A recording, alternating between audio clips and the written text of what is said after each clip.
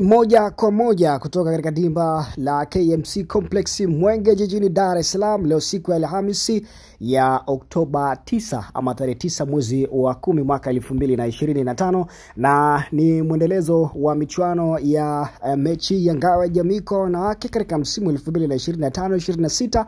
Ni katika upande wa ligi kuu soka ya wanawake Tanzania Bara, Tanzania Women Premium League. Ni ngao ya jamii kwa wanawake kabla ya ligi kuu ya wanawake kuanza rasmi, na mpaka hivi sasa katika dimba la KMC Complex ni half time ama ni mapumziko kwa JKT Queens na Yanga Princess.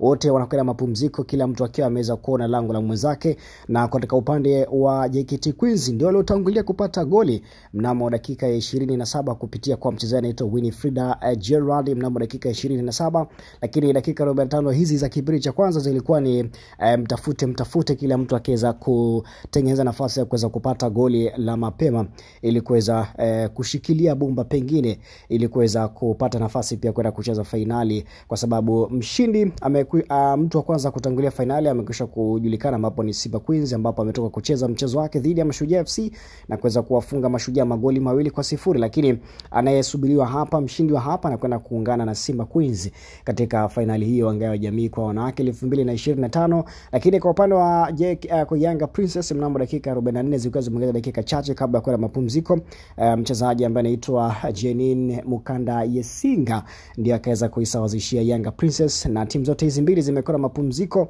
wakiwa kila mtu ameweza kuona lango la mwenzake, na hivi ndivyo mwenendo wa mechi unavyoendelea katika dimba la KMC Complex.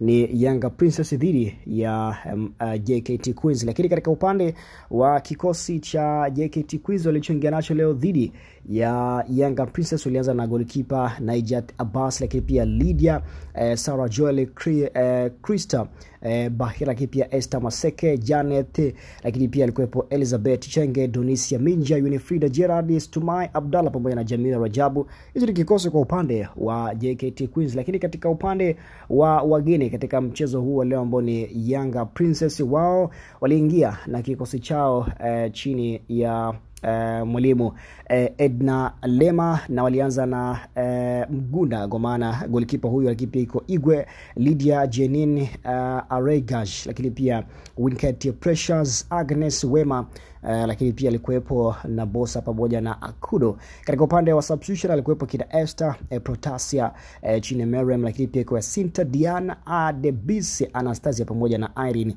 Hicho ni kikosi kwa upande wa Yanga Princess. Lakini dakika 44 hizo zimetosha kwa mchezaji anaitwa Jeanine Mukanda Yesinga ndio akaweza kuisawazishia dakika 44 kabla ya mapumziko. Dakika 45 za kipindi cha kwanza kitamatika, Yanga Princess 1 JKT Queens 1. Lakini endelea kubaki hapa kuweza kupata update kuhusiana na matokeo ya mchezo huu. Je, ni JKT Queens atakwenda kucheza finali ya Simba Queens ama ni Yanga Princess? Hili ni Yako TV. Mimi nikusiendelea kubaki hapa ndani ya Yako TV, lakini pia usiache kusubscribe our channel. Mimi naitwa Official Mutamswaji kule Instagram, unaweza kunifollow kwa jina moja la Official Mutamswaji. This is Yako TV, nasema habari yako ni habari yetu.